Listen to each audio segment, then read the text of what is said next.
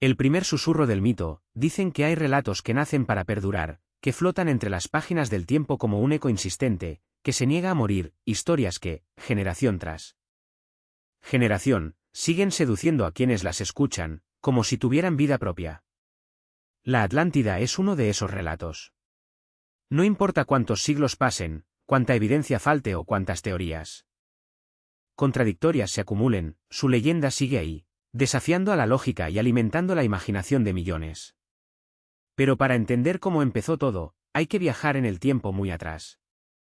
Hasta la Grecia clásica, cuando un solo hombre, sentado frente a su tablilla de cera, decidió contar algo que cambiaría para siempre la forma en que el mundo entendería el pasado y el misterio.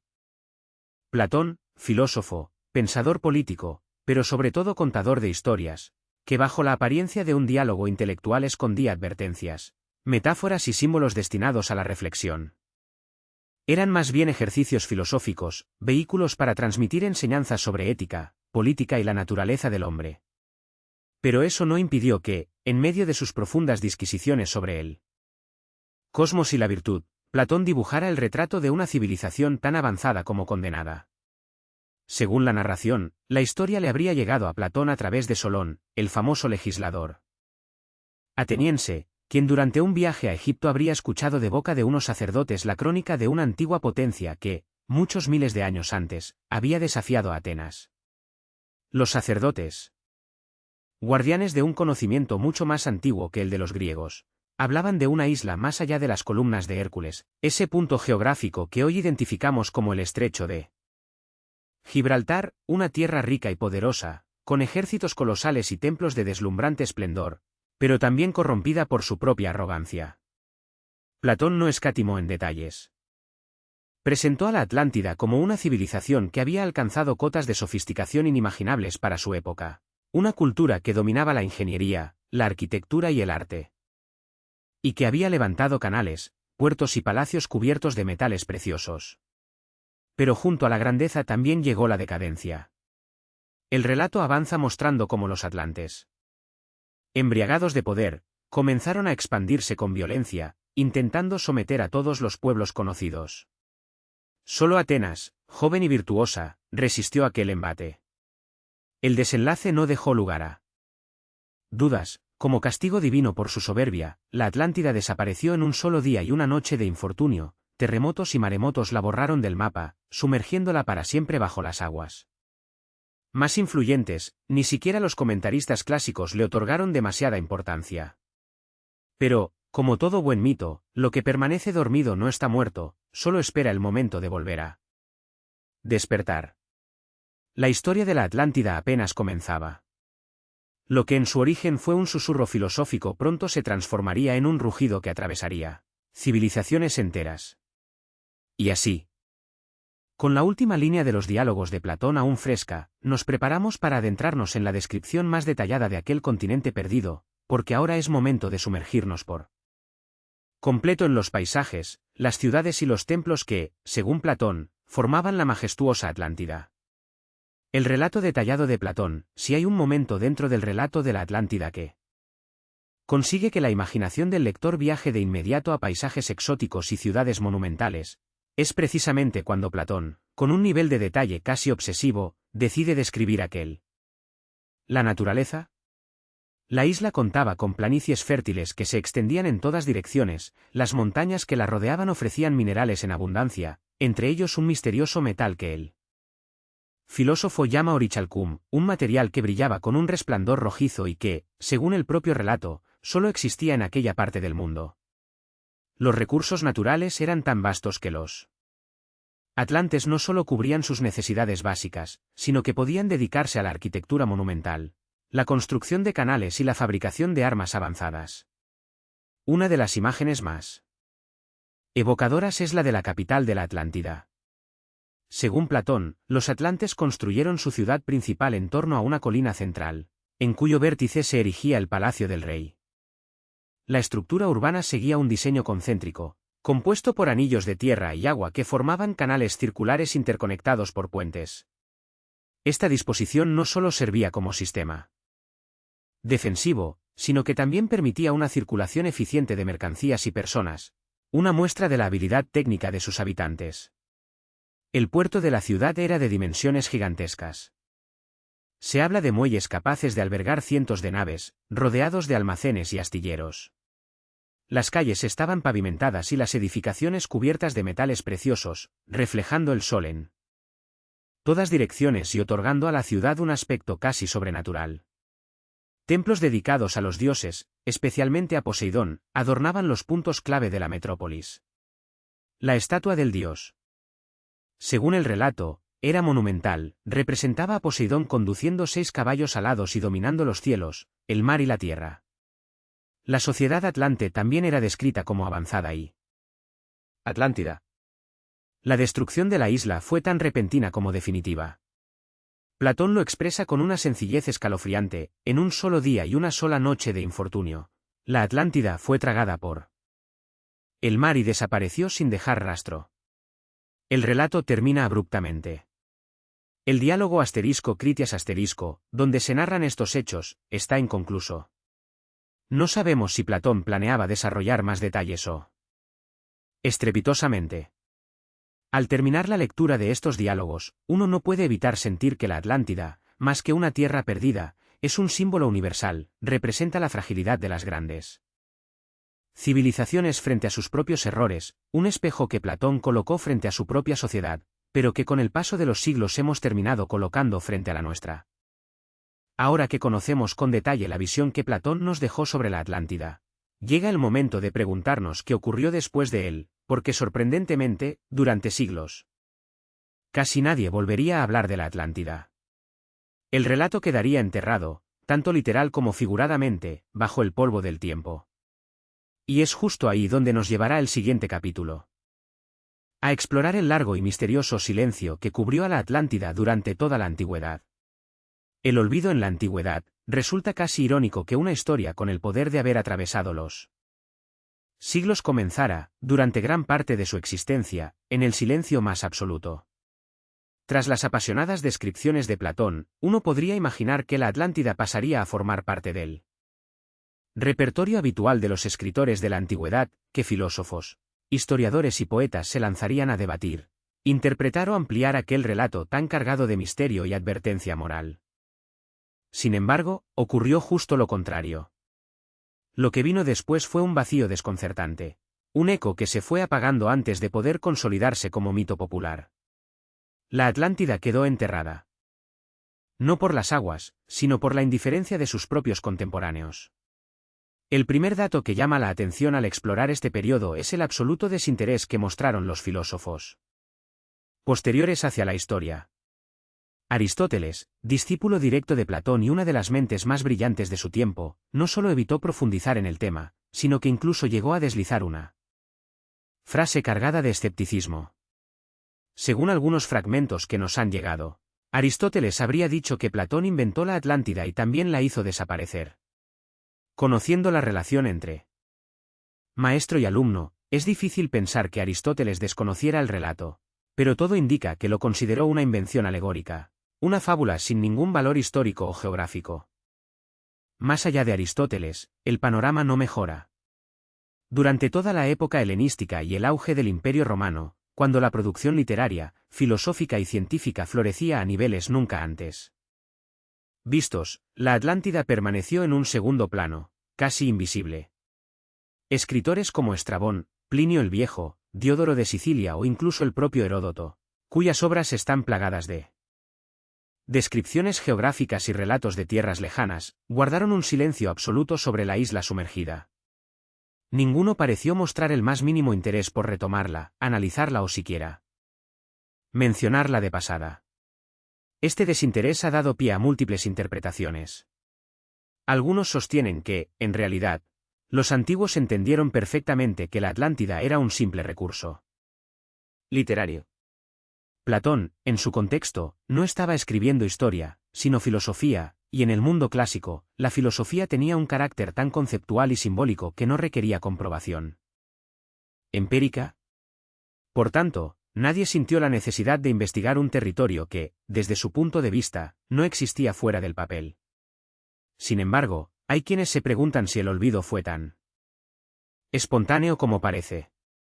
Algunos estudiosos más críticos con la versión tradicional sugieren que el relato de Platón pudo haber incomodado a ciertos sectores intelectuales de la época.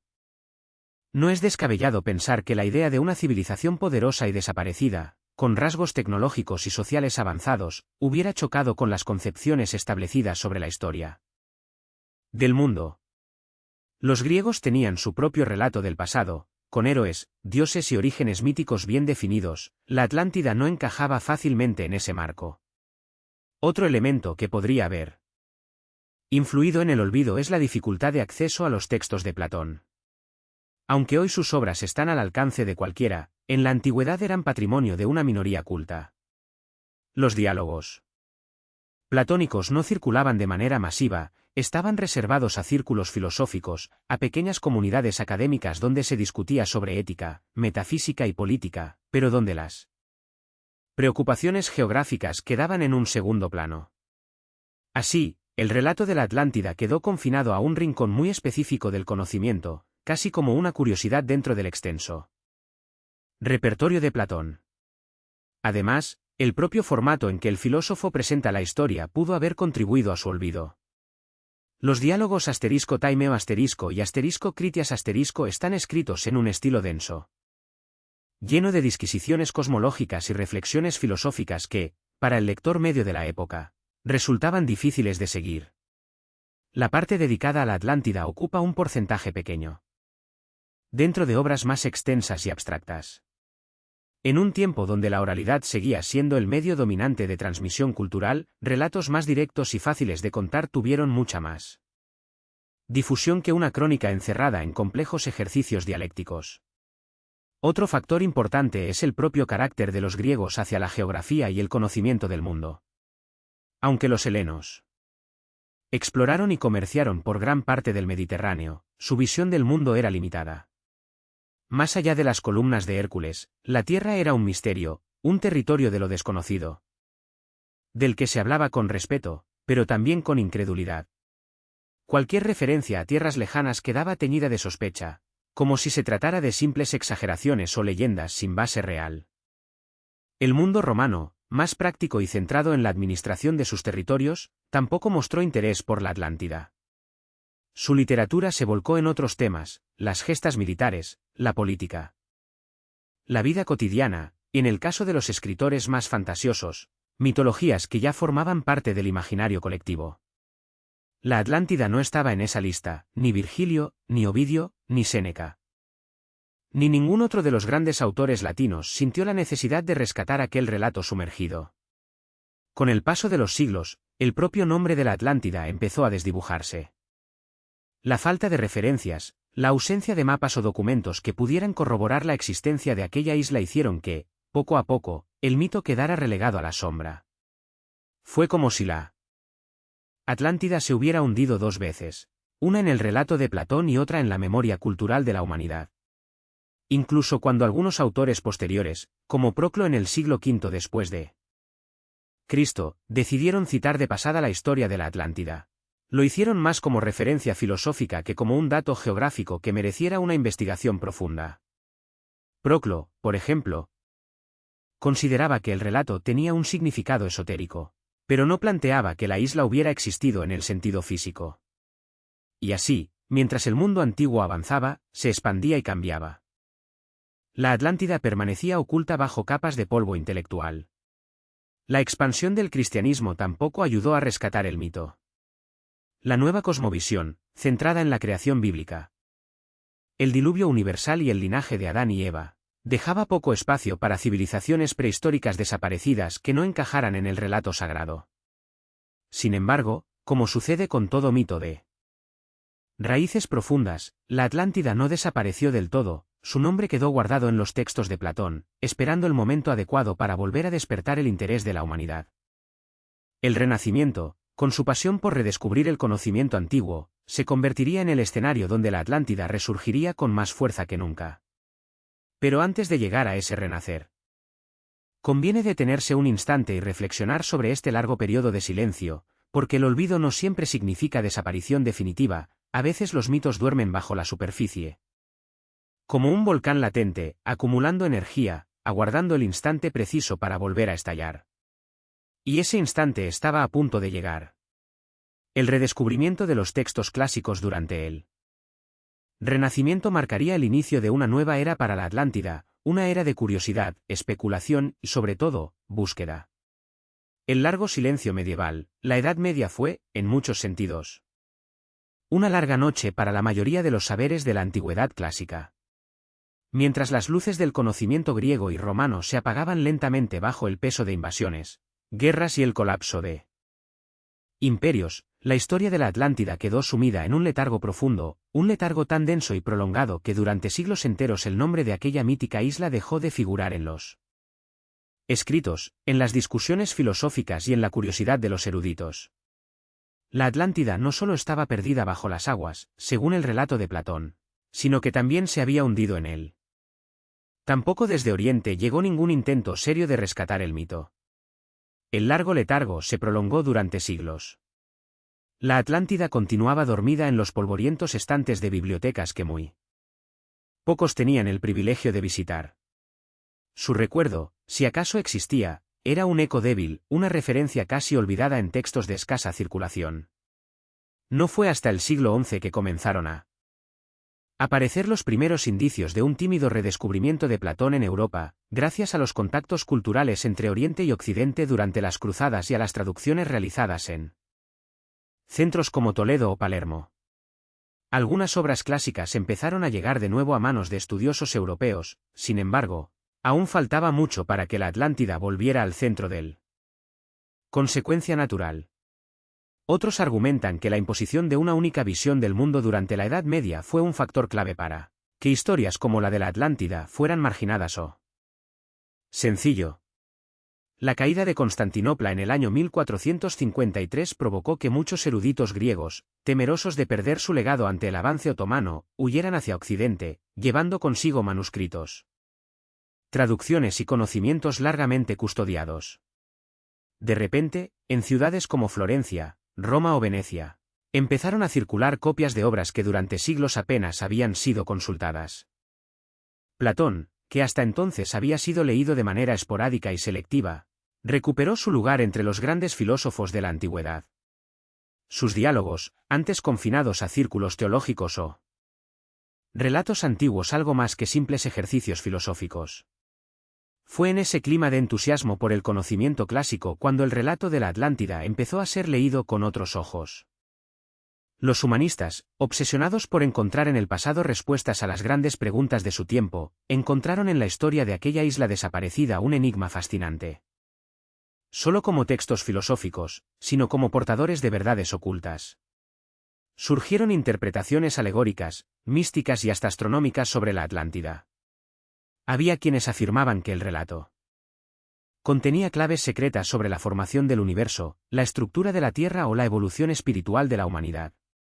Por supuesto, todo este renacer de interés no estuvo exento de contradicciones. Mientras algunos eruditos seguían considerando la Atlántida como una simple metáfora política, otros la veían como una referencia geográfica perdida que podía ser encontrada si se leía a Platón con atención y se buscaba en el lugar adecuado. La falta de consenso solo sirvió para avivar aún más la llama del misterio. A medida que avanzaba el Renacimiento, nuevas corrientes de pensamiento empezaron a combinar el relato platónico con los descubrimientos científicos de la época. La idea de que grandes cataclismos naturales pudieran haber borrado del mapa a una civilización entera empezó a tomar forma: terremotos, erupciones volcánicas, maremotos. Todas eran posibilidades que explicaban la súbita desaparición descrita por Platón. El resultado de todo este proceso fue que, hacia finales del siglo XVI, la Atlántida ya no era una simple referencia enterrada en los diálogos de un filósofo. Se había convertido en un tema de debate, en objeto de mapas especulativos y en protagonista de conversaciones entre navegantes, estudiosos y aventureros. Este despertar, que comenzó como un ejercicio de recuperación de textos antiguos, terminaría sentando las bases para la explosión de teorías que vendrían en los siglos posteriores. La Atlántida ya no volvería a caer en el olvido. A partir de este punto, su presencia en el imaginario colectivo solo iría en aumento. Y así, mientras las imprentas seguían reproduciendo nuevos ejemplares de los diálogos platónicos y los mapas del mundo, Continuaban extendiendo sus límites, un nuevo capítulo de la historia de la Atlántida comenzaba a escribirse, un capítulo donde exploradores y navegantes pasarían a formar parte de la búsqueda. El viento del Renacimiento había soplado fuerte, agitando los cimientos del conocimiento y despertando una curiosidad que Europa no había conocido durante siglos. Las viejas certezas comenzaron a tambalearse. El descubrimiento de América había roto la percepción tradicional del mundo. La Tierra ya no terminaba en el horizonte conocido, y más allá de las columnas de Hércules había, efectivamente, tierras nuevas, vastas y, en muchos casos, inexploradas. Fue en ese grandes ciudades y culturas avanzadas que los europeos jamás habían imaginado hizo que muchos intelectuales de la época comenzaran a plantearse una pregunta que hasta entonces había parecido absurda. ¿Y si la Atlántida no era un mito? ¿Y si aquellos nuevos territorios descubiertos eran, en realidad, los restos de aquella civilización perdida que Platón había descrito hacía más de 1000 años? Las conexiones comenzaron a establecerse de manera casi automática. La existencia de grandes construcciones en América, como las pirámides aztecas o las estructuras mayas, provocó que algunos estudiosos vieran paralelismos entre estas culturas y los atlantes. Aunque las diferencias históricas, arquitectónicas y culturales eran enormes, el deseo de encontrar una respuesta tangible al relato platónico era tan fuerte que cualquier indicio, por pequeño que fuera, era tomado como una señal. Mientras tanto, en Europa, los cartógrafos comenzaban a plasmar en sus mapas detalles que con la supuesta localización de la Atlántida. Un ejemplo famoso es el mapa de Piri Reis, elaborado en 1513 por un almirante otomano, que recoge una representación de las costas atlánticas llena de detalles desconcertantes para su época. El espíritu aventurero del siglo XVI encontraba en la Atlántida un motivo más para seguir avanzando hacia lo desconocido.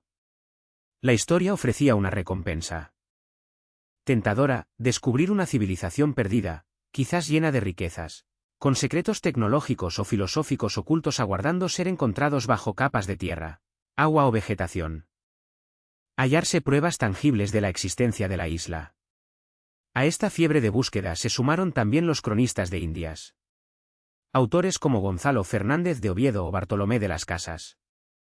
Al describir las tierras recién descubiertas y las civilizaciones que habitaban América, mencionaban en ocasiones teorías que relacionaban esos territorios con antiguos relatos grecolatinos. La Atlántida aparecía como una posibilidad más dentro del amplio espectro de explicaciones para justificar la existencia de culturas tan avanzadas en el otro extremo del océano.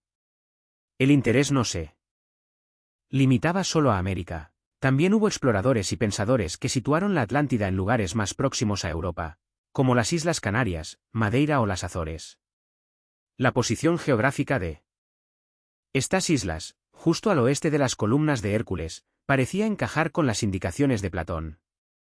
La riqueza natural de esos territorios y la presencia de restos arqueológicos de origen incierto alimentaron la hipótesis de que tal vez aquellos archipiélagos fueran los últimos vestigios emergidos de lo que alguna vez fue la Atlántida.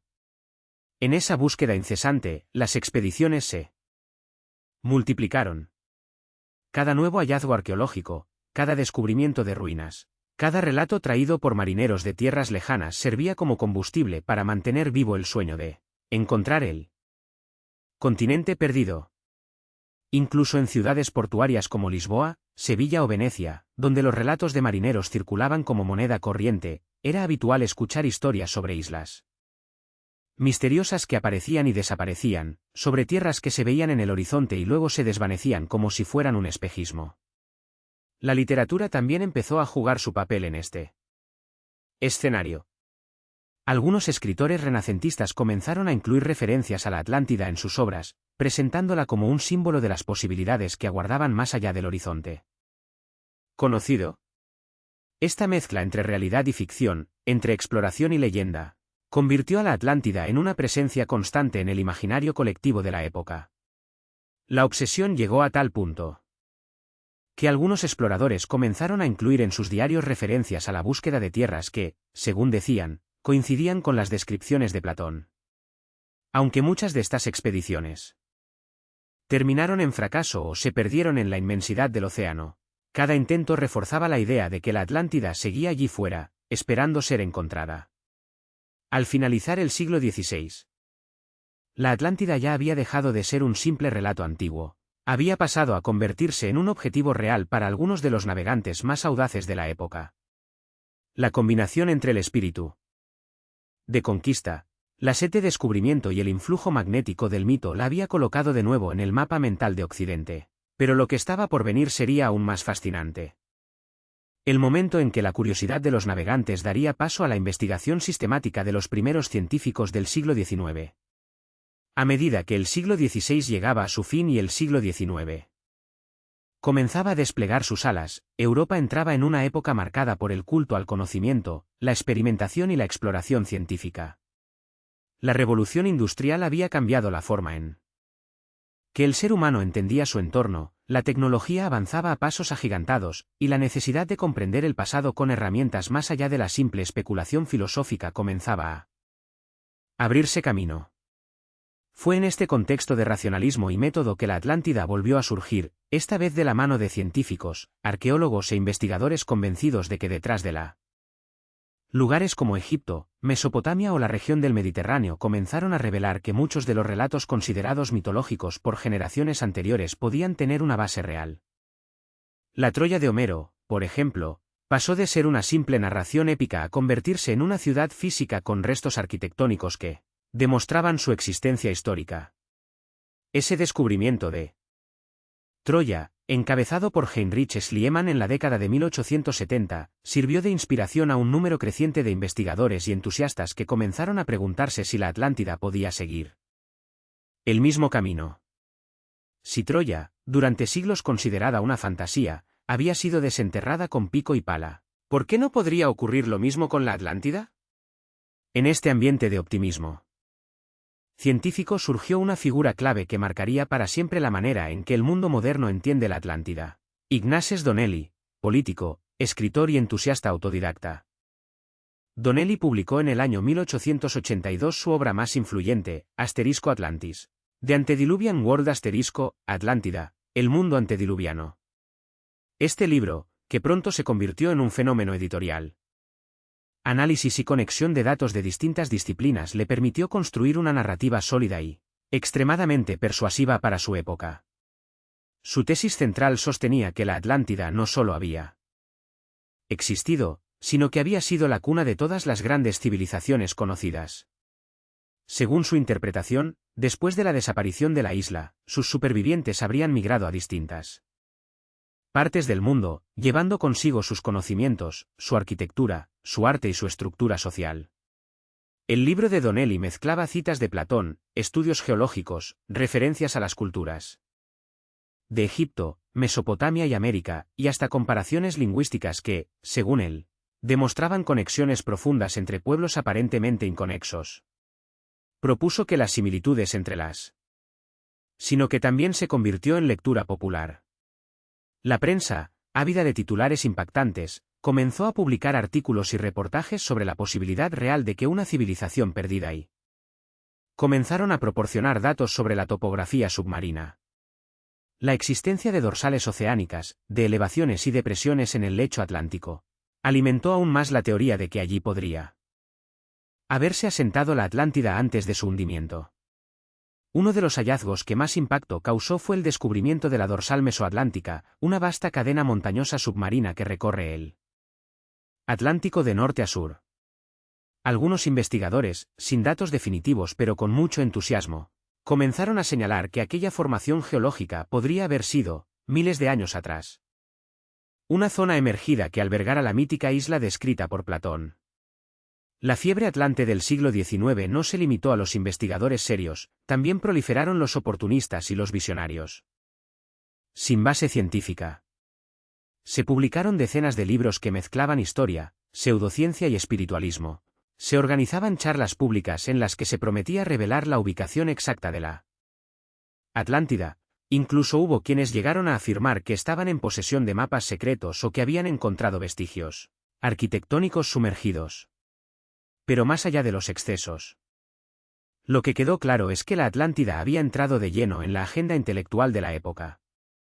La línea entre ciencia y mito, entre investigación rigurosa y fantasía especulativa, La Atlántida ya no era solo un mito antiguo o una hipótesis de salón, se había convertido en una fiebre intelectual que, por momentos, parecía estar al borde de convertirse en descubrimiento arqueológico, una fiebre que, lejos de apagarse, encontraría en el siglo XX un nuevo impulso, el de los místicos, los esotéricos y los buscadores de verdades ocultas.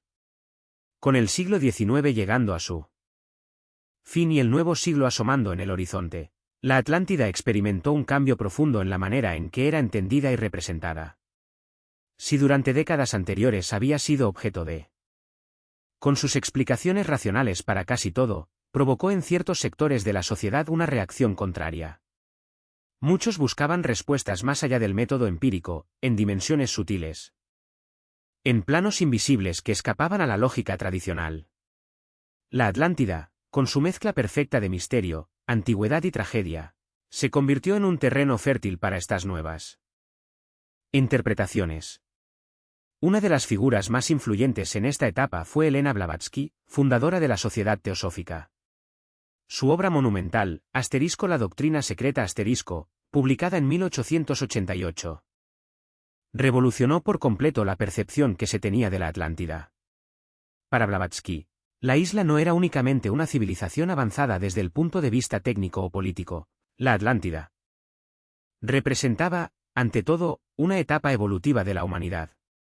Según su teoría, las civilizaciones terrestres se desarrollaban en ciclos, conocidos como razas raíz, y la Atlántida correspondía a una de esas grandes épocas previas a la actual. Blavatsky describió a los atlantes como seres dotados de poderes psíquicos extraordinarios, con una tecnología que desafiaba las leyes conocidas de la física y un dominio del conocimiento espiritual mucho más avanzado que el de las culturas posteriores. Según su relato, los atlantes fueron maestros en el uso de energías invisibles. Exploración del misterio atlante y convirtiendo a Bimini en un punto de referencia para las expediciones de aficionados y investigadores. Las predicciones de Case tuvieron un impacto enorme, especialmente en los círculos esotéricos de Estados Unidos. Durante décadas, numerosos investigadores y buceadores aficionados se lanzaron a explorar la zona de Bimini en busca de pruebas que confirmaran sus visiones. La famosa carretera de Bimini, una formación rocosa submarina que algunos interpretaron como un camino artificial, fue vista como la prueba definitiva de que Case tenía razón. Aunque la comunidad científica insistió en que se trataba de un fenómeno geológico natural, el entusiasmo por encontrar restos atlantes en el Caribe nunca se apagó del todo. La persistencia de esta creencia, a pesar de la falta de evidencia científica, habla del poder del mito y la fascinación que ejerce la Atlántida sobre la imaginación humana. El debate entre la evidencia científica y la interpretación esotérica, continuando hasta hoy, revela la compleja y multifacética naturaleza del misterio. Esta etapa de la historia de la Atlántida también coincidió con el auge de movimientos filosóficos y espirituales que combinaban elementos de distintas tradiciones, el ocultismo europeo, el espiritualismo estadounidense y las religiones orientales. La Atlántida pasó a formar parte del lenguaje habitual de las escuelas esotéricas, mencionada como ejemplo de un pasado glorioso y caído, como advertencia de lo que podría ocurrirle a la humanidad si seguía por el camino de la arrogancia y la desconexión espiritual. La sincretización de diversas corrientes espirituales e intelectuales permitió que el mito de la Atlántida trascendiera las fronteras nacionales y culturales, adquiriendo un significado universal. Este proceso de hibridación intelectual convirtió a la Atlántida en un símbolo rico en capas de significado, accesible a diversas interpretaciones y adaptable a los contextos ideológicos cambiantes.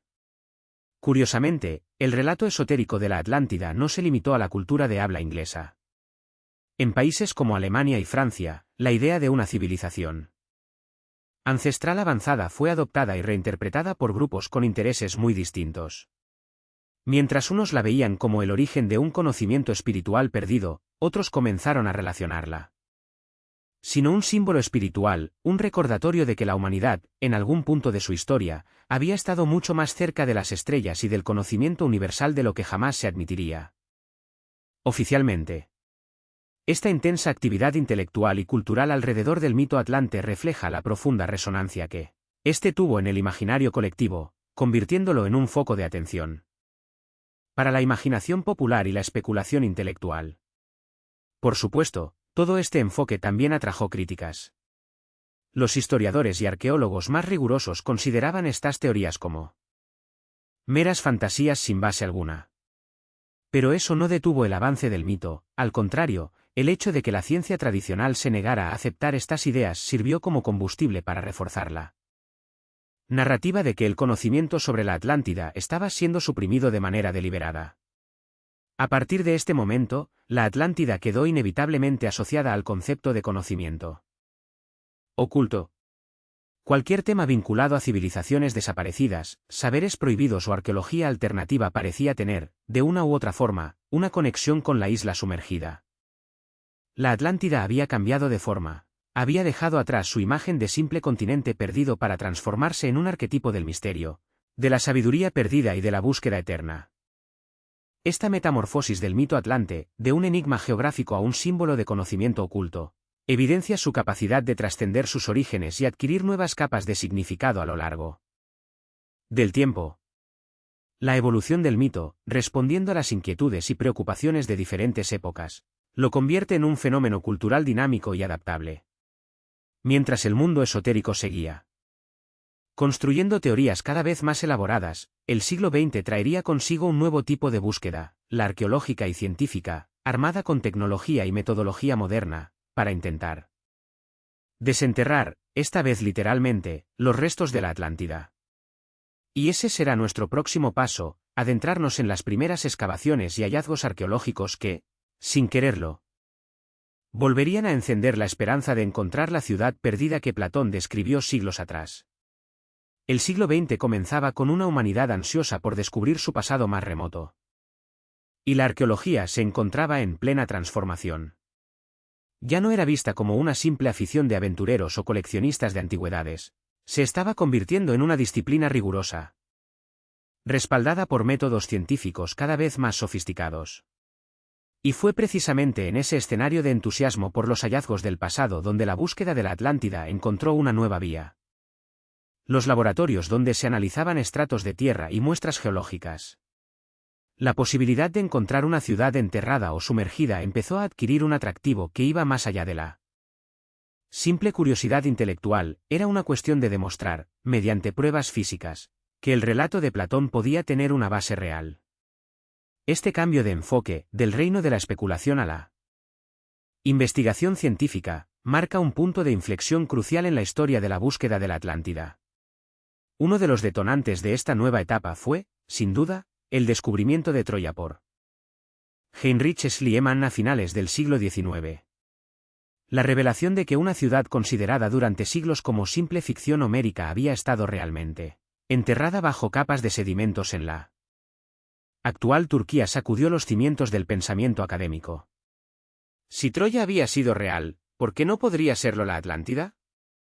Esta pregunta empezó a rondar las mentes de arqueólogos y estudiosos, que hasta entonces habían considerado el relato de Platón como una simple alegoría. El descubrimiento de Troya sirvió como un potente ejemplo de cómo la arqueología podía validar relatos considerados hasta entonces como mitos, abriendo un nuevo horizonte para la investigación sobre la Atlántida. Otro descubrimiento que contribuyó a este cambio de enfoque fue el hallazgo de la civilización minoica en la isla de Creta, y posteriormente, las ruinas de Acrotiri en la isla de Santorini. Las excavaciones en Cnosos, dirigidas por el arqueólogo británico Arthur Evans a principios del siglo XX, revelaron una cultura sorprendentemente avanzada para su tiempo, con un arte refinado, sistemas de escritura complejos y una arquitectura que mostraba un dominio técnico asombroso. La civilización minoica, hasta ese momento prácticamente desconocida, empezó a ser vista por algunos como un posible modelo histórico para la Atlántida de Platón. La riqueza y sofisticación de la civilización minoica, con su avanzada tecnología y su organización social compleja, proporcionaron un posible paralelo histórico con la descripción que Platón hacía de la Atlántida. La relación entre la erupción volcánica que destruyó gran parte de Santorini y el relato del hundimiento de la Atlántida comenzó a tomar forma en la mente de varios investigadores. La idea de que un cataclismo natural pudiera haber acabado con una civilización entera ofrecía una explicación plausible a lo que, durante siglos, había parecido un simple mito. Además, La descripción platónica de un pueblo marinero avanzado y opulento encajaba, en ciertos aspectos, con lo que las excavaciones en el Egeo estaban sacando a la luz. La conexión entre la catástrofe de Santorini y la descripción platónica de la Atlántida se convirtió en un hilo conductor para futuras investigaciones. La magnitud de la erupción volcánica, junto con la evidencia arqueológica de una civilización avanzada en Santorini, generó una hipótesis sólida que desafiaba la visión puramente mítica de la Atlántida. Mientras tanto, en otros puntos del planeta, arqueólogos y aficionados a la historia comenzaban a descubrir restos de ciudades y estructuras que, de inmediato, fueron relacionados con la Atlántida. En América Central, por ejemplo, las pirámides mayas y las ruinas de Tiahuanaco en Bolivia fueron señaladas por algunos como pruebas de una civilización que pudo haber tenido vínculos directos con la isla perdida. Aunque estas asociaciones carecían de base científica sólida, el entusiasmo popular por encontrar la Atlántida hacía que cualquier hallazgo espectacular fuera reinterpretado bajo esa óptica. La creciente fascinación por la Atlántida llevó a la interpretación de numerosos hallazgos arqueológicos, a menudo sin una base científica rigurosa, como posibles evidencias de la existencia de la ciudad perdida. En paralelo, se produjeron descubrimientos submarinos que reavivaron el interés general. En la década de 1960, la expedición científica que exploraba el fondo marino cerca de las Bahamas identificó lo que parecía ser una estructura rocosa alineada de manera artificial. Aquel hallazgo, conocido desde entonces como la carretera de Bimini, fue inmediatamente asociado por los seguidores de Edgar Cayce con las predicciones del profeta durmiente. Aunque los geólogos afirmaron que la formación tenía origen natural, la expectación mediática ya había hecho su trabajo. Las imágenes de bloques de piedra bajo el agua circularon por periódicos y revistas, alimentando la esperanza de que, finalmente, se hubiera encontrado una parte de la Atlántida. La carretera de Bimini se convirtió en un símbolo de la persistencia del mito atlante, a pesar de las explicaciones científicas que descartaban su origen artificial. Las primeras prospecciones submarinas, facilitadas por el desarrollo de tecnologías de buceo y sonar, empezaron a centrarse en las áreas sugeridas por Platón, el Atlántico, especialmente alrededor de las Azores y las Canarias. También se realizaron búsquedas en el Mediterráneo y en zonas del norte de África. Sin embargo, cada vez que se realizaba un hallazgo prometedor, aparecían voces escépticas que desmantelaban las hipótesis con argumentos científicos. La falta de restos humanos, de inscripciones, de objetos culturales inequívocos hacía que la comunidad académica insistiera en la necesidad de pruebas más concluyentes. La prensa de la época, siempre dispuesta a explotar el misterio, exageraba cualquier descubrimiento que pudiera vincularse, aunque fuera de manera remota, con la Atlántida.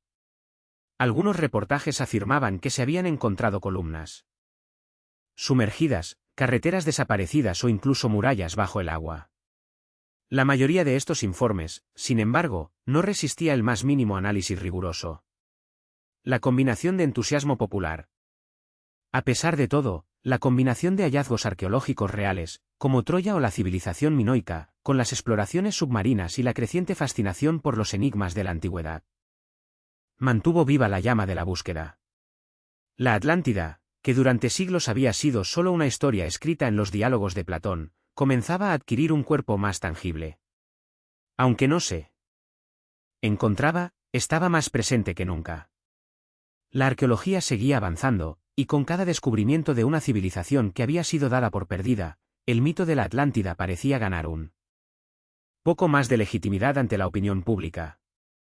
La idea de que bajo el suelo que pisamos o bajo las aguas que nos rodean puedan estar enterradas ciudades enteras, dejó de ser una simple fantasía. El progreso de la arqueología y la creciente comprensión de la antigüedad fueron reavivando el interés y la esperanza de encontrar la Atlántida, aunque la evidencia científica seguía siendo escasa.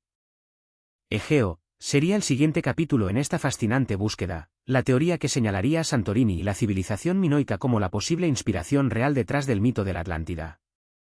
Este cambio de enfoque, de la búsqueda en el Océano Atlántico a la investigación en el mar Egeo, representa un cambio fundamental en la perspectiva sobre la localización de la Atlántida. A medida que avanzaba el siglo XX y las tecnologías de exploración submarina abrían nuevas ventanas hacia lo desconocido, la imaginación de investigadores y aficionados volvió a centrarse en la zona geográfica que, desde el principio, parecía tener más sentido según el relato original de Platón: el Océano Atlántico. La simple mención de las columnas de Hércules en los textos clásicos servía de brújula conceptual para quienes creían que la Atlántida no podía estar en otro lugar más allá de aquel estrecho mítico donde el Mediterráneo daba paso al vasto y misterioso océano. Muchos situaron el escenario de la tragedia que habría sepultado para siempre a la isla perdida en la dorsal mesoatlántica. Se trata de una inmensa cadena montañosa submarina que recorre el Atlántico de norte a sur, extendiéndose desde las costas del Ártico hasta el Atlántico Sur. Cuando los primeros mapas detallados del fondo marino comenzaron a realizarse gracias a las investigaciones oceanográficas, varios estudiosos interpretaron que aquella formación geológica podría haber sido, en un tiempo remoto, una masa de tierra emergida.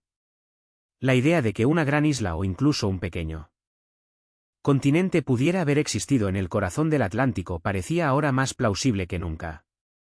La dorsal mesoatlántica, con su imponente extensión submarina, se convirtió en un foco de atención para quienes buscaban una explicación geológica para la ubicación de la Atlántida.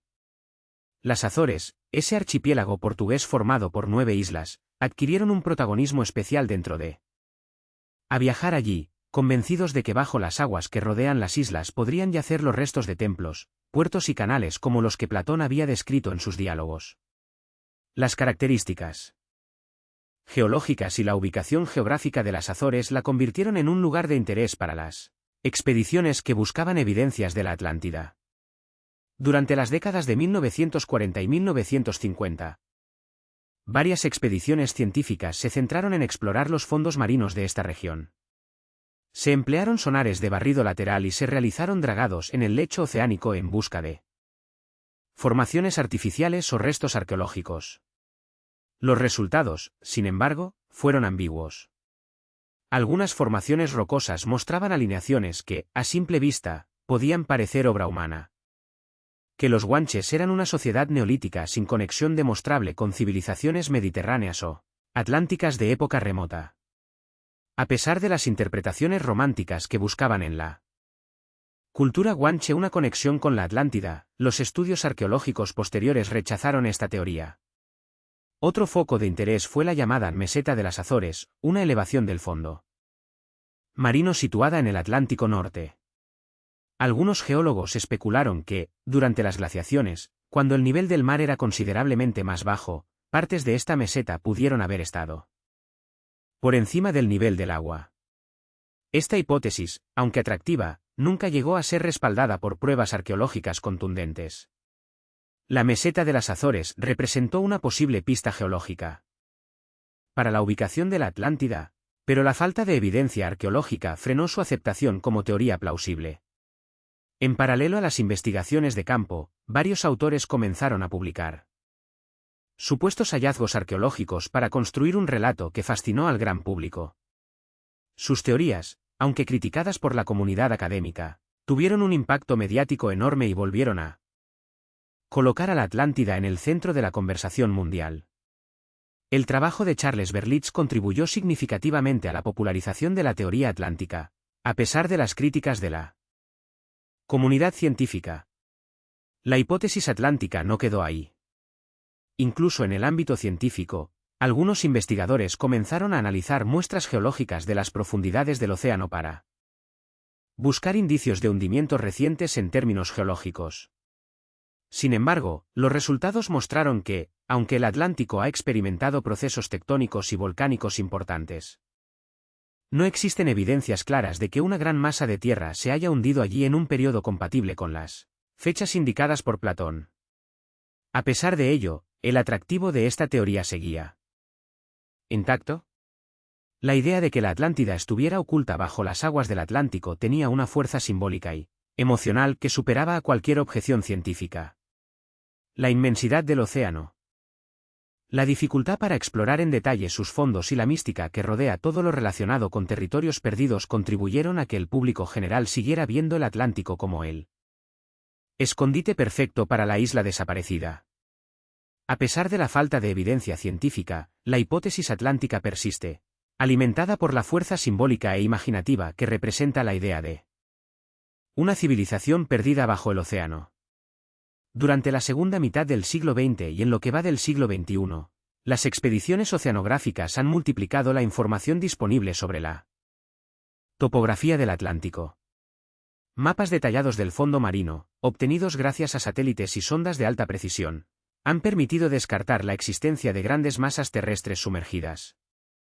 Pero incluso así, hay quienes sostienen que, aunque la Atlántida no fuera un continente, podría haber sido una isla de tamaño moderado, suficiente para albergar una civilización avanzada y capaz de artística sorprendente y un sistema de alcantarillado avanzado para la época.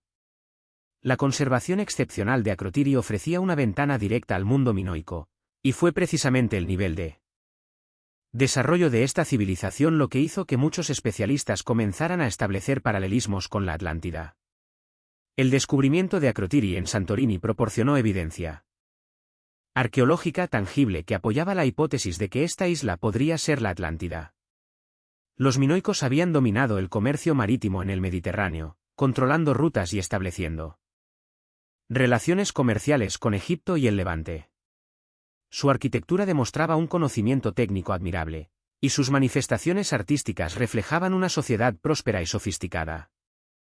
La teoría de que Santorini podría ser la Atlántida comenzó a ganar adeptos por una serie de coincidencias que resultaban difíciles de ignorar: la ubicación en el Mediterráneo, la existencia de una civilización marinera avanzada, el colapso repentino debido a un desastre natural, sobre todo, la evidencia arqueológica tangible. Todo parecía encajar dentro del rompecabezas. Incluso la datación del evento parecía ajustarse, al menos de forma aproximada, a las referencias temporales que Platón había dado, si se interpretan de manera flexible. Según algunos investigadores, los miles de años. Atlántida. A pesar de estas discrepancias, la teoría de Santorini se mantuvo fuerte dentro del ámbito académico por una razón fundamental. Por primera vez, había pruebas arqueológicas reales que se podían estudiar, medir y datar. Las excavaciones continuaron durante décadas, desenterrando nuevos frescos, utensilios, restos arquitectónicos y huellas de una sociedad que, para muchos, representaba el eslabón perdido entre el mito y la historia. Los estudios geológicos también apoyaron la teoría desde otro ángulo. La magnitud de la erupción de Tera fue tal que generó un tsunami que afectó las costas de Creta y otras regiones del Mediterráneo. Algunos expertos creen que aquel tsunami pudo haber causado la destrucción de ciudades minoicas en la isla cretense, debilitando la civilización hasta el punto de facilitar su posterior colapso frente a la invasión micénica. La combinación de estos factores geológicos, arqueológicos y culturales convirtió a Santorini en una especie de candidata oficial dentro de las explicaciones científicas sobre la Atlántida. Aunque seguía habiendo muchas dudas, la teoría resultaba sólida en comparación con otras propuestas más especulativas. La ciencia, por fin, tenía un escenario creíble. La evidencia arqueológica y geológica proporcionada por las excavaciones en Santorini convirtieron a esta teoría en la más sólida y plausible, aunque no exenta de debates e interrogantes. Para situar el mito en su contexto temporal, Santorini se convirtió, con el paso de los años, en un imán para arqueólogos, historiadores y curiosos, atraídos por la posibilidad de caminar sobre los restos de la Atlántida. Las calles excavadas de Akrotiri, sus frescos y sus plazas silenciosas, sepultadas durante siglos bajo una gruesa capa de ceniza volcánica, ofrecían una experiencia que parecía transportar a los visitantes a un tiempo detenido, inmutable. Era como si, en el aire denso de las galerías subterráneas, todavía resonara el eco intangible de una civilización perdida, un susurro del pasado que flotaba en el silencio. Sin embargo, la teoría de Santorini, a pesar de su atractivo y su poder evocador, no resolvió el enigma de manera definitiva. El debate sobre la ubicación real de la Atlántida permaneció abierto, un interrogante que continuaba desafiando a la razón y a la imaginación. Hubo quienes, convencidos de que la legendaria isla se encontraba en el Atlántico, rechazaron categóricamente cualquier identificación con Santorini. Otros, por el contrario, se atrevieron a formular hipótesis aún más audaces, situando la Atlántida en lugares tan dispares y remotos como América o el Ártico. Lo cierto es que, a partir de este momento, la ciencia y la arqueología iniciaron una nueva etapa, una fase de exploración sin precedentes en la que la búsqueda de la Atlántida se ramificó en direcciones inesperadas e imprevisibles. El Mediterráneo había proporcionado el de Tiahuanaco en Bolivia, situada a más de 3.800 metros sobre el nivel del mar. Esta antigua ciudad ha sido vista por algunos como una anomalía arqueológica. Su complejidad arquitectónica, las enormes dimensiones de sus bloques de piedra y la precisión de sus tallados han llevado a más de un investigador a preguntarse si quizás Tiahuanaco guarda algún vínculo con la Atlántida. Sin embargo, las dataciones oficiales sitúan a Tiahuanaco en un periodo mucho más reciente que el que correspondería al mítico continente sumergido. Otro punto de interés ha sido la región del Caribe. Islas como Cuba y las Bahamas han sido exploradas en busca de estructuras sumergidas, y en más de una ocasión, formaciones geológicas submarinas han sido interpretadas como posibles restos de ciudades perdidas. Una vez más, la falta de evidencia sólida ha impedido confirmar tales hipótesis. Lo que queda claro es que la hipótesis americana abrió una nueva dimensión en el estudio del mito atlante. No solo cuestionó las localizaciones más tradicionales, sino que introdujo la posibilidad de que las migraciones humanas, los contactos intercontinentales y los grandes cataclismos naturales estuvieran más conectados de lo que la ciencia oficial estaba dispuesta a aceptar en ese momento. A día de hoy, la teoría de la Atlántida en América sigue siendo objeto de Atlántida no podía volverse más complejo, surgió una idea aún más ambiciosa, casi desmesurada, una teoría que iba mucho más allá de señalar un punto en el mapa, una propuesta que sugería que la Atlántida no había sido solo una isla perdida, sino el origen remoto y común de todas las grandes civilizaciones conocidas, la civilización madre de la humanidad. A medida que las décadas avanzaban y las teorías sobre la Atlántida se multiplicaban como ramas de un árbol incontrolable, surgió una idea que, por su ambición y alcance, superaba cualquier intento anterior de explicar el misterio. Ya no se trataba únicamente de ubicar en el mapa una isla desaparecida ni de relacionarla con una cultura concreta. Ahora, la Atlántida comenzaba a ser vista como algo mucho más grande. La cuna primigenia de todas las grandes civilizaciones antiguas, una civilización madre anterior a Egipto, a Sumeria, a los mayas y a cualquier otra cultura conocida, una civilización que habría sembrado las bases del conocimiento humano antes de desaparecer en un cataclismo que borró casi toda su huella de la faz de la Tierra. La semilla de esta teoría comenzó a germinar a finales del siglo XIX, pero fue durante el siglo XX cuando alcanzó su mayor desarrollo. Investigadores y escritores que combinaban historia alternativa, arqueología especulativa y un profundo interés por los enigmas de la antigüedad empezaron a conectar puntos que, a simple vista, parecían dispersos y sin relación: pirámides en Egipto, construcciones megalíticas en América del Sur, alineaciones astronómicas en Stonehenge y en otras zonas de Europa. Todo comenzó a verse como piezas de un rompecabezas mucho mayor. Uno de los argumentos recurrentes era la sorprendente similitud que algunas culturas separadas por miles de kilómetros y por barreras geográficas infranqueables mostraban en aspectos esenciales de su arquitectura, religión y cosmovisión. La presencia de pirámides, por ejemplo, no se limitaba a Egipto y Mesoamérica. En China y en otros puntos del planeta también se habían construido estructuras similares. Las coincidencias iban más allá de lo arquitectónico. Ciertas deidades, símbolos solares y patrones geométricos repetidos parecían insinuar una fuente común de inspiración. Dentro de este marco de pensamiento, la Atlántida empezó a ser vista como ese núcleo de sabiduría que, en un pasado remoto, habría irradiado conocimiento hacia todos los rincones del planeta. Según esta interpretación, tras la destrucción de la isla, los supervivientes habrían emprendido largos viajes en distintas direcciones, llevando consigo los rudimentos de la agricultura, la escritura, la astronomía y la ingeniería monumental. Algunos investigadores, como Otto Mack, llegaron a sugerir que las migraciones posteriores al hundimiento de la Atlántida fueron las responsables directas de la aparición de focos culturales avanzados en lugares tan distantes como Egipto, Mesopotamia o la cuenca del Indo. Incluso hubo quien señaló que la civilización olmeca, considerada por muchos la cultura madre de Mesoamérica, podría haber recibido influencia atlante. La hipótesis de la civilización madre no tardó en incorporar otro elemento clave, los mitos de grandes inundaciones presentes en distintas tradiciones alrededor del mundo, desde el relato bíblico. Del diluvio universal hasta las leyendas sumerias de Utnapishtim o las historias indígenas de América y Oceanía que hablan de mares que lo arrasan todo. Muchos vieron en estos relatos fragmentos distorsionados de una misma tragedia global, la desaparición de la Atlántida. Las coincidencias parecían sumar peso a la teoría. La transmisión oral de eventos traumáticos a lo largo de generaciones pudo haber transformado un hecho histórico concreto en mitos dispersos por todas las culturas antiguas.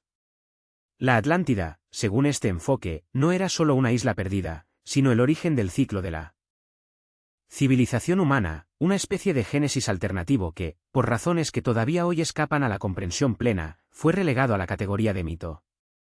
Autores como Graham Hancock llevaron estas ideas aún más lejos en su influyente libro Las huellas de los dioses asterisco. Hancock propuso que una civilización avanzada había existido en un pasado remoto, mucho antes de lo que la arqueología convencional estaba dispuesta a admitir. Según él, las pruebas estaban frente a los ojos del mundo. Alineaciones astronómicas imposibles en monumentos prehistóricos, mapas antiguos que parecían mostrar costas que solo pudieron ser vistas antes del último deshielo y conocimientos matemáticos demasiado precisos para culturas oficialmente primitivas. Aunque la comunidad científica respondió con escepticismo, y en muchos casos con un rechazo frontal, las teorías de la civilización madre siguieron ganando adeptos. La idea de que la humanidad había tenido un pasado mucho más complejo y tecnológico de lo que los libros de historia enseñaban resultaba demasiado atractiva como para ser ignorada. Además, el creciente número de hallazgos arqueológicos difíciles de explicar dentro del marco tradicional, como las líneas de Nazca, las piedras de Ica o los megalitos de Baalbek, servía como combustible constante para estas hipótesis. Otro aspecto que fortaleció la teoría fue la aparición de estudios sobre antiguas catástrofes naturales de escala global, impactos de meteoritos, cambios bruscos en el nivel del mar y grandes erupciones volcánicas comenzaron a ser documentados con mayor precisión por geólogos y paleoclimatólogos. Estos eventos demostraban que en la historia geológica reciente de la Tierra sí habían ocurrido desastres lo suficientemente grandes como para borrar del mapa culturas enteras.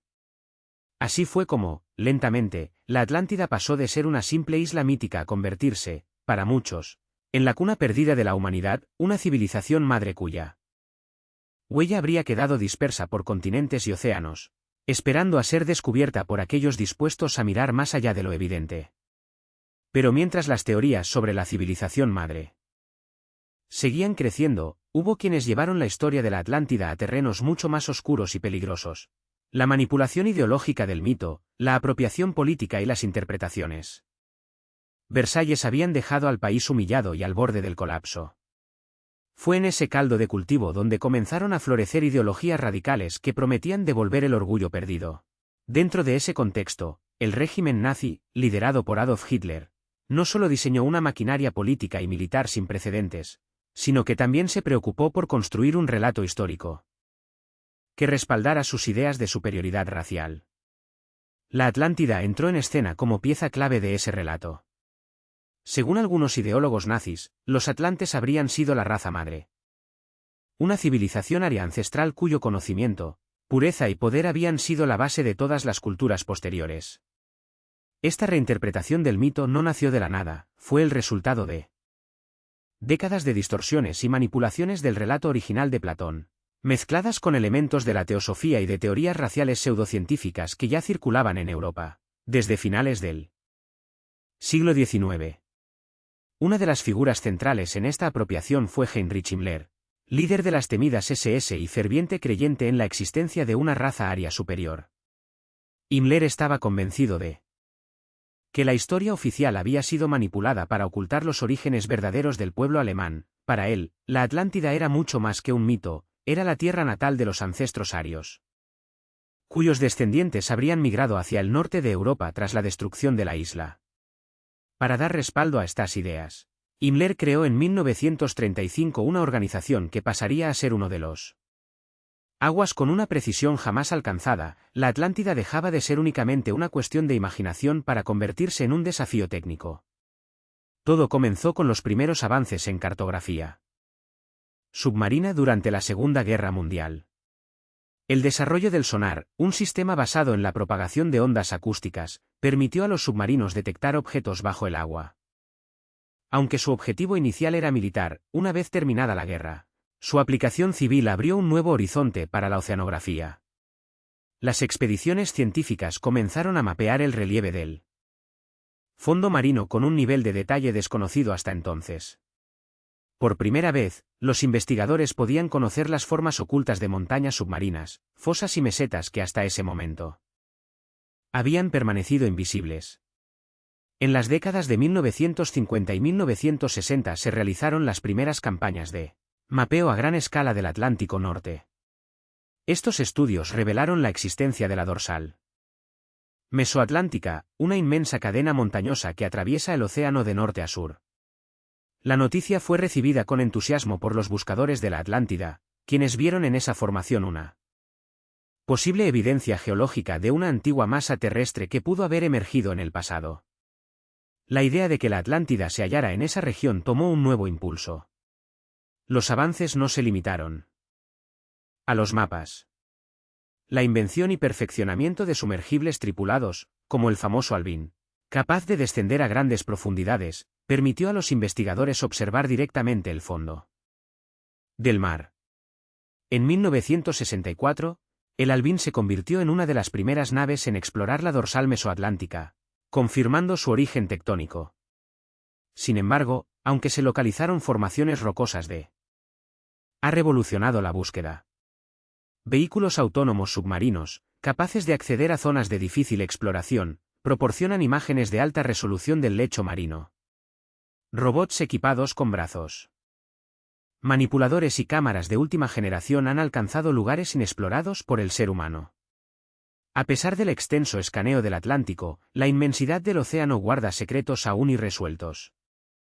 Por la ciencia. Exploraciones en el Golfo de Cádiz, en 2011, revelaron posibles formaciones geométricas submarinas. Imágenes de sonar mostraban patrones que evocaban estructuras urbanas, generando titulares sensacionalistas. No obstante, análisis posteriores, más cautos, concluyeron que las formaciones podrían ser de origen geológico natural. A pesar de ello, los investigadores no descartaron futuras investigaciones. La tecnología moderna ha transformado la búsqueda de la Atlántida. Lo que antes era una aventura para exploradores o un sueño literario, hoy es un desafío multidisciplinar que involucra a geólogos, oceanógrafos, ingenieros y científicos de diversas áreas. Cada expedición, cada imagen submarina, añade una pieza a un inmenso rompecabezas. A pesar de la tecnología, Atlántida permanece invisible. Quizá, esa misma incertidumbre es el motor de la búsqueda. El misterio persiste, intacto, a pesar del avance científico.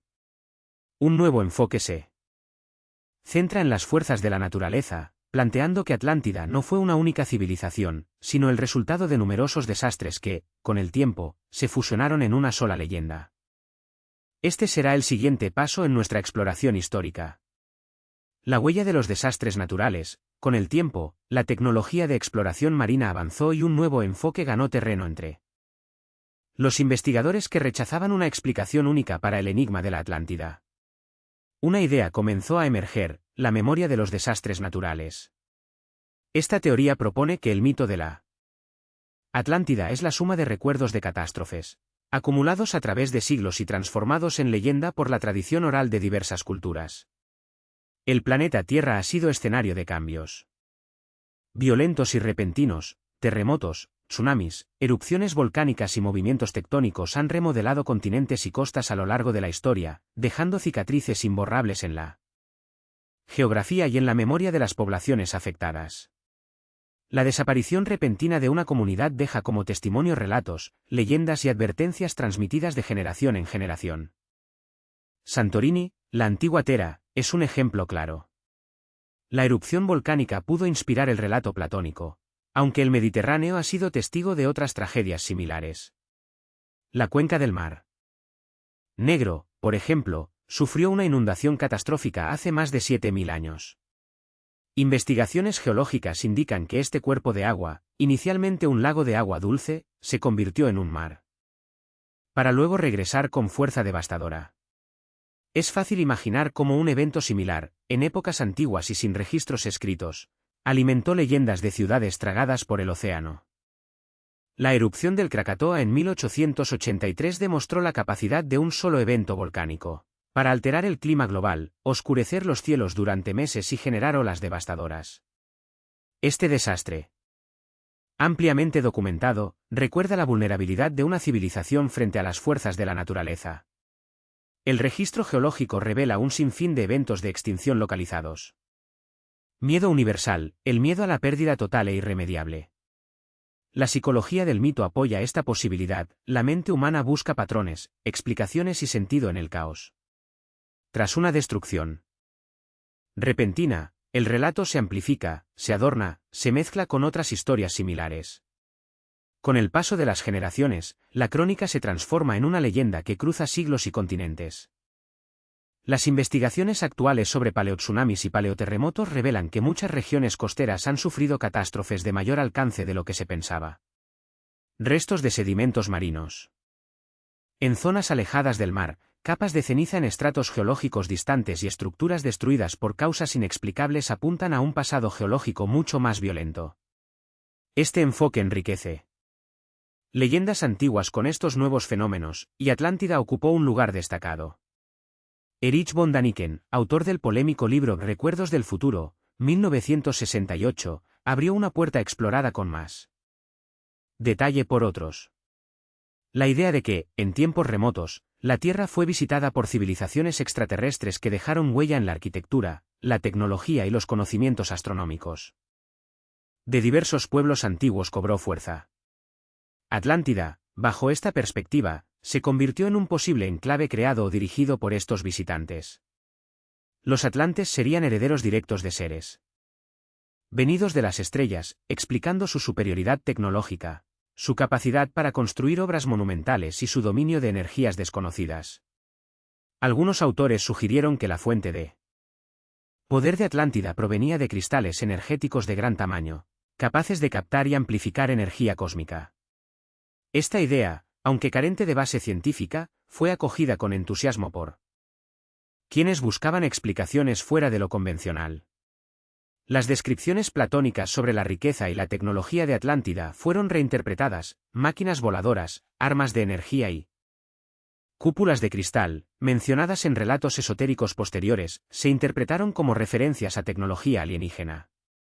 Las supuestas capacidades psíquicas de los atlantes fueron reimaginadas como habilidades telepáticas o de control mental. El cine y la literatura alimentaron esta visión. Películas de ciencia ficción, documentales de teorías alternativas y libros de investigación pseudocientífica presentaron a Atlántida como un centro tecnológico comparable a una base extraterrestre en la Tierra. Algunos autores incluso plantearon que la destrucción de Atlántida no fue un ancestral se daban la mano. El cine hizo lo propio, dando forma física a la isla tantas veces imaginada. Atlantis, de los Continent, 1961, dirigida por George Pal, mezcló elementos de épica clásica con ciencia ficción, mostrando una Atlántida poblada por una sociedad avanzada, tecnológicamente superior, finalmente destruida por su propia arrogancia. Las representaciones cinematográficas de Atlántida se multiplicaron. En los años 70, apareció en películas de bajo presupuesto que mezclaban aventuras, monstruos marinos y tecnologías imposibles. En los 80 y 90, el cine comercial apostó por enfoques más visuales, explotando las posibilidades de los efectos especiales. Atlantis, El Imperio Perdido, 2001, de Disney, presentaba una Atlántida steampunk llena de máquinas imposibles, ciudades flotantes y secretos tecnológicos. Aunque no fue un éxito rotundo en taquilla, se convirtió en una obra de culto. La televisión también contribuyó. Documentales de History Channel o National Geographic dedicaron horas a teorías sobre la ubicación de Atlántida, mezclando datos científicos con especulación. Programas de misterio incluyeron el tema en sus emisiones, convirtiéndolo en un elemento recurrente. El cómic también amplió la lista. En Marvel, Atlántida es el reino submarino de Name, en DC, es el reino de Aquaman. Ambas versiones. A pesar de las diferencias de enfoque, la fascinación por Atlántida se mantiene constante. Sigue siendo una fuente inagotable de inspiración, permitiendo explorar temas como la corrupción, el poder, la ambición o la búsqueda de la verdad perdida. Cuanto más aparece en el cine, la literatura o el entretenimiento, más difusa se vuelve la línea entre mito y realidad. Muchas personas conocen Atlántida a través de estas representaciones culturales antes de acercarse al texto original de Platón. El mito ha trascendido su origen, reinventándose para mantenerse vigente. Mientras la cultura popular sigue explorando nuevas formas de contar su historia, los investigadores, arqueólogos y aventureros continúan emprendiendo expediciones reales en busca de pistas concretas. Expediciones recientes, a pesar de los siglos transcurridos desde que Platón escribió sus diálogos, la búsqueda de Atlántida sigue más viva que nunca. Con cada nueva generación de investigadores, arqueólogos, geólogos y aventureros, la esperanza de encontrar indicios concretos de la mítica isla renace. En los últimos años, el interés ha ido acompañado de avances tecnológicos que han permitido llevarla exploración a niveles antes inalcanzables. Las expediciones recientes representan una mezcla perfecta entre romanticismo histórico y ciencia moderna, entre la fascinación por el mito y el rigor de la investigación. El Golfo de Cádiz, en la costa suroeste de España, ha acaparado atención en la última década. Un equipo de arqueólogos, dirigido por Richard Freund y respaldado por la Universidad de Hartford, llevó a cabo estudios a partir de 2009 utilizando tecnologías como el radar de penetración terrestre, imágenes satelitales y estudios de microondas. El equipo identificó estructuras geométricas enterradas bajo capas de sedimento, patrones que recordaban a las descripciones platónicas, anillos concéntricos y zonas rectangulares, que podrían interpretarse como restos de una ciudad hundida o cubierta por el tiempo. Freund y su equipo propusieron que esas formaciones podrían ser parte de Atlántida o, al menos, de una ciudad inspirada en ella. Las pruebas fueron insuficientes para una afirmación categórica, pero el hallazgo generó un gran revuelo mediático. Otro punto caliente de investigación es el área de las Azores. Gracias a las mejoras en los sistemas de sonar de barrido lateral y a la utilización de vehículos submarinos autónomos, equipos de científicos han podido mapear extensas áreas del fondo marino en busca de anomalías. Algunos estudios estructurales han detectado formaciones que, en fotografías, muestran líneas rectas y ángulos de 90 grados, características que suelen suscitar sospechas de intervención humana. Sin embargo, hasta la fecha, los análisis más rigurosos apuntan a un origen geológico para estas formaciones. El Caribe también ha sido escenario de investigaciones recientes.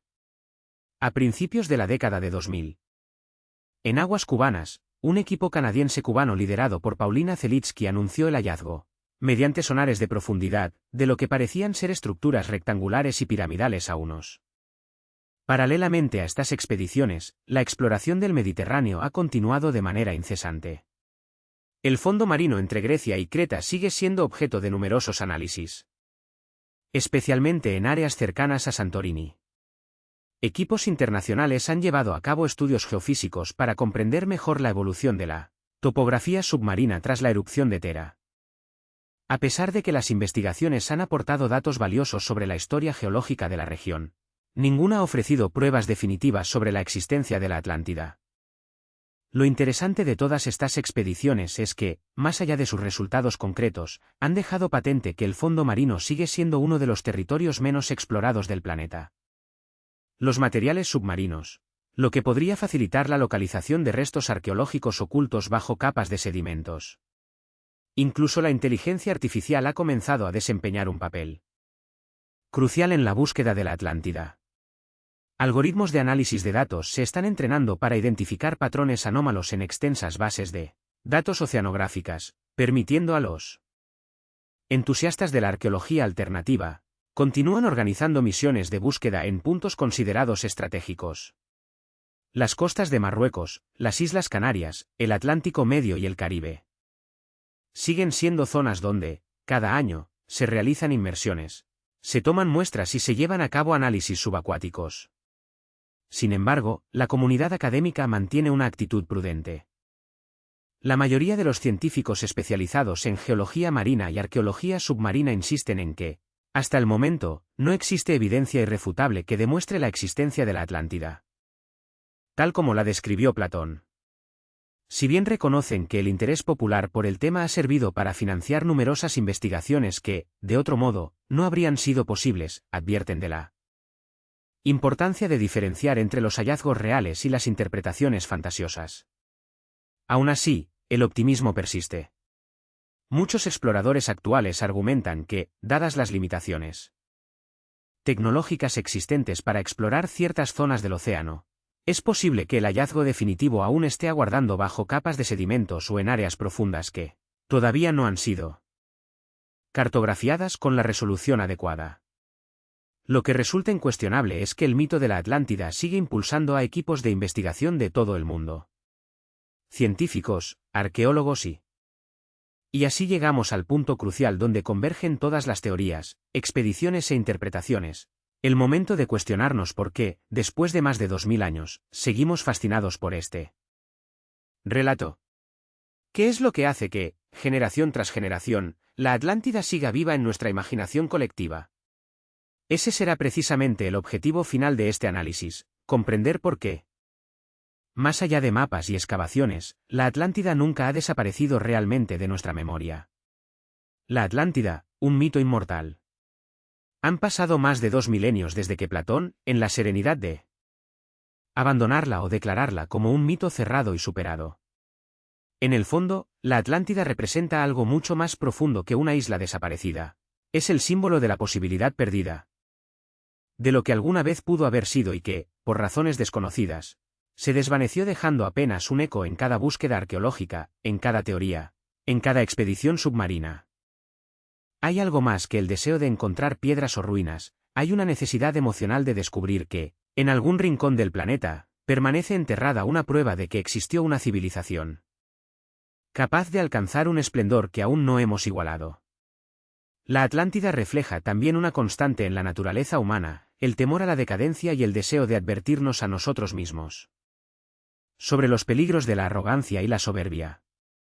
Platón ya lo dejó claro en su relato original, la Atlántida fue destruida no solo por fuerzas naturales, sino como castigo por su corrupción moral y su exceso de poder. Esa idea, tan sencilla pero tan poderosa, sigue resonando hoy con la misma intensidad que entonces, porque en el fondo todos entendemos que la grandeza sin límites y sin responsabilidad puede acabar en tragedia. La permanencia del mito también tiene mucho que ver con la forma en que los seres humanos concebimos el pasado. Existe en nosotros una fascinación casi instintiva por las civilizaciones desaparecidas. Nos atrae la idea de culturas que, a pesar de su avance, sucumbieron ante fuerzas que no supieron controlar. Nos gusta pensar que hubo un momento en la historia en el que todo era diferente, más sofisticado, más espiritual o más sabio. Y la Atlántida encarna ese anhelo de redescubrir una edad de oro perdida. Por otro lado, la ausencia de certezas ha permitido que el mito sea reinterpretado una y otra vez, adaptándose a cada época y a cada contexto. En el siglo XIX fue vista como un asunto de exploración científica, en el siglo XX como fuente de inspiración para el cine, la literatura y la arqueología alternativa. En el siglo XXI sigue viva tanto en las teorías de la conspiración como en los laboratorios de oceanografía, donde los investigadores analizan el fondo marino con la esperanza de detectar alguna anomalía que reavive la emoción de lo desconocido. Y aunque la ciencia haya descartado muchas de las lo más profundo de nuestra condición humana, la necesidad de encontrar respuestas a preguntas que llevan siglos sin respuesta. De alguna forma, la Atlántida funciona como un espejo donde proyectamos nuestras propias incertidumbres y nuestras esperanzas. La globalización de la información, además, ha hecho que la búsqueda de la Atlántida sea ahora un fenómeno compartido a escala mundial. De la Atlántida esté en la búsqueda misma, en ese ejercicio continuo de imaginación, investigación y reflexión sobre lo que somos y de dónde venimos. Porque cada vez que alguien decide estudiar un mapa antiguo, organizar una expedición o escribir un libro sobre el tema, la Atlántida revive, No como un lugar físico, sino como una necesidad universal de entender el pasado para darle sentido al presente. Lo que ha quedado claro después de siglos de debate es que la Atlántida no es solo una isla que pudo o no existir, es un símbolo, un recordatorio de que incluso las civilizaciones más poderosas son vulnerables, de que el conocimiento y la tecnología, por avanzados que sean, no garantizan la inmortalidad de un pueblo. Nos advierte sobre el orgullo desmedido, pero también nos invita a seguir explorando, preguntando y soñando. Por todo esto, aunque la ciencia siga insistiendo en que no hay pruebas y aunque la arqueología pida cautela, el mito de la Atlántida seguirá resistiendo. Flotará entre la niebla de la historia, entre las páginas de los libros y las pantallas de cine, entre las cartas náuticas y los sueños de quienes, generación tras generación, se resisten a aceptar que el mayor misterio de la humanidad pueda quedar sin resolver. Quizás esa sea, después de todo, su verdadera inmortalidad. Y así, después de este largo recorrido por siglos de historia, el primer susurro del mito, dicen que hay relatos que nacen para perdurar, que flotan entre las páginas del tiempo como un eco insistente, que se niega a morir, historias que, generación tras generación, siguen seduciendo a quienes las escuchan, como si tuvieran vida propia. La Atlántida es uno de esos relatos. No importa cuántos siglos pasen, cuánta evidencia falte o cuántas teorías contradictorias se acumulen, su leyenda sigue ahí, desafiando a la lógica y alimentando la imaginación de millones. Pero para entender cómo empezó todo, hay que viajar en el tiempo muy atrás. Hasta la Grecia clásica, cuando un solo hombre, sentado frente a su tablilla de cera, decidió contar algo que cambiaría para siempre la forma en que el mundo entendería el pasado y el misterio. Platón, filósofo, pensador político, pero sobre todo contador de historias, que bajo la apariencia de un diálogo intelectual escondía advertencias, metáforas y símbolos destinados a la reflexión. Eran más bien ejercicios filosóficos, vehículos para transmitir enseñanzas sobre ética, política y la naturaleza del hombre. Pero eso no impidió que, en medio de sus profundas disquisiciones sobre el cosmos y la virtud, Platón dibujara el retrato de una civilización tan avanzada como condenada. Según la narración, la historia le habría llegado a Platón a través de Solón, el famoso legislador ateniense, quien durante un viaje a Egipto habría escuchado de boca de unos sacerdotes la crónica de una antigua potencia que, muchos miles de años antes, había desafiado a Atenas.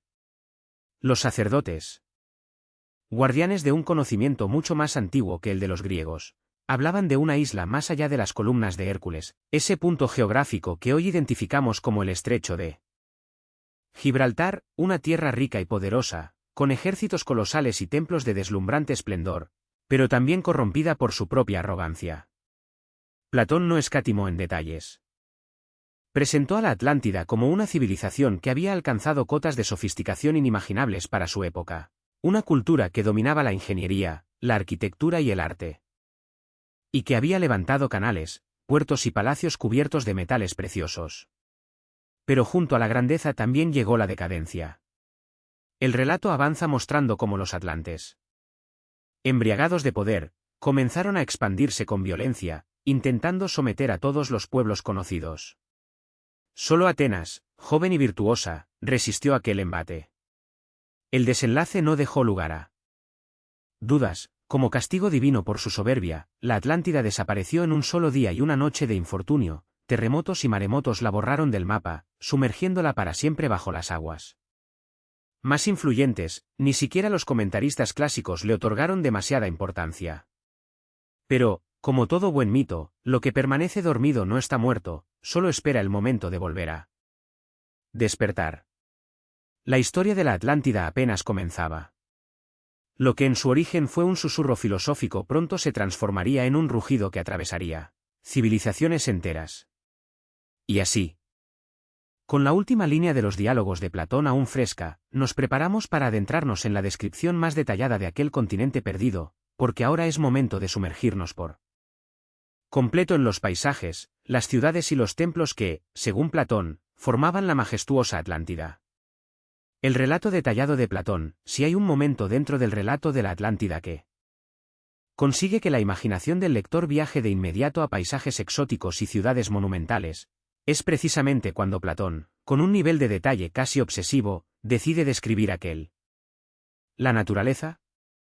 La isla contaba con planicies fértiles que se extendían en todas direcciones, las montañas que la rodeaban ofrecían minerales en abundancia, entre ellos un misterioso metal que el filósofo llama orichalcum, un material que brillaba con un resplandor rojizo y que, según el propio relato, solo existía en aquella parte del mundo.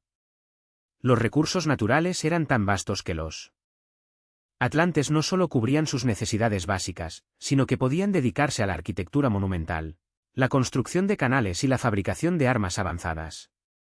Una de las imágenes más evocadoras es la de la capital de la Atlántida. Según Platón, los atlantes construyeron su ciudad principal en torno a una colina central, en cuyo vértice se erigía el palacio del rey.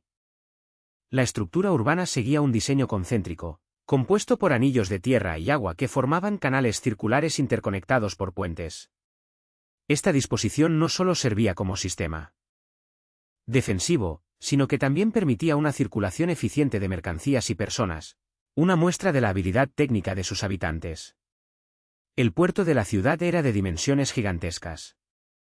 Se habla de muelles capaces de albergar cientos de naves, rodeados de almacenes y astilleros. Las calles estaban pavimentadas y las edificaciones cubiertas de metales preciosos, reflejando el sol en todas direcciones y otorgando a la ciudad un aspecto casi sobrenatural. Templos dedicados a los dioses, especialmente a Poseidón, adornaban los puntos clave de la metrópolis. La estatua del dios, según el relato, era monumental, representaba a Poseidón conduciendo 6 caballos alados y dominando los cielos, el mar y la tierra. La sociedad atlante también era descrita como avanzada y Atlántida. La destrucción de la isla fue tan repentina como definitiva. Platón lo expresa con una sencillez escalofriante: en un solo día y una sola noche de infortunio, la Atlántida fue tragada por el mar y desapareció sin dejar rastro. El relato termina abruptamente. El diálogo *Critias*, donde se narran estos hechos, está inconcluso. No sabemos si Platón planeaba desarrollar más detalles o estrepitosamente. Al terminar la lectura de estos diálogos, uno no puede evitar sentir que la Atlántida, más que una tierra perdida, es un símbolo universal, representa la fragilidad de las grandes civilizaciones frente a sus propios errores, un espejo que Platón colocó frente a su propia sociedad, pero que con el paso de los siglos hemos terminado colocando frente a la nuestra. Ahora que conocemos con detalle la visión que Platón nos dejó sobre la Atlántida, llega el momento de preguntarnos qué ocurrió después de él, porque sorprendentemente, durante siglos, casi nadie volvería a hablar de la Atlántida. El relato quedaría enterrado, tanto literal como figuradamente, bajo el polvo del tiempo. Y es justo ahí donde nos llevará el siguiente capítulo. A explorar el largo y misterioso silencio que cubrió a la Atlántida durante toda la antigüedad. El olvido en la antigüedad, resulta casi irónico que una historia con el poder de haber atravesado los siglos comenzara, durante gran parte de su existencia, en el silencio más absoluto.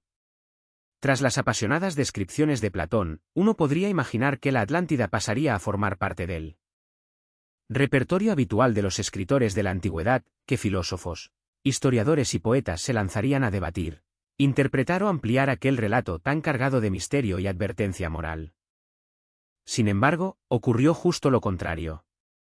Lo que vino después fue un vacío desconcertante, un eco que se fue apagando antes de poder consolidarse como mito popular. La Atlántida quedó enterrada. No por las aguas, sino por la indiferencia de sus propios contemporáneos. El primer dato que llama la atención al explorar este periodo es el absoluto desinterés que mostraron los filósofos posteriores hacia la historia. Aristóteles, discípulo directo de Platón y una de las mentes más brillantes de su tiempo, no solo evitó profundizar en el tema, sino que incluso llegó a deslizar una frase cargada de escepticismo. Según algunos fragmentos que nos han llegado, Aristóteles habría dicho que Platón inventó la Atlántida y también la hizo desaparecer. Conociendo la relación entre maestro y alumno, es difícil pensar que Aristóteles desconociera el relato, pero todo indica que lo consideró una invención alegórica, una fábula sin ningún valor histórico o geográfico. Más allá de Aristóteles, el panorama no mejora.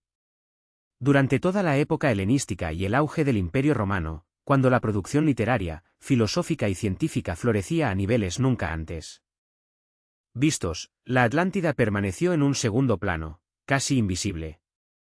Escritores como Estrabón, Plinio el Viejo, Diodoro de Sicilia o incluso el propio Heródoto, cuyas obras están plagadas de descripciones geográficas y relatos de tierras lejanas, guardaron un silencio absoluto sobre la isla sumergida. Ninguno pareció mostrar el más mínimo interés por retomarla, analizarla o siquiera mencionarla de pasada.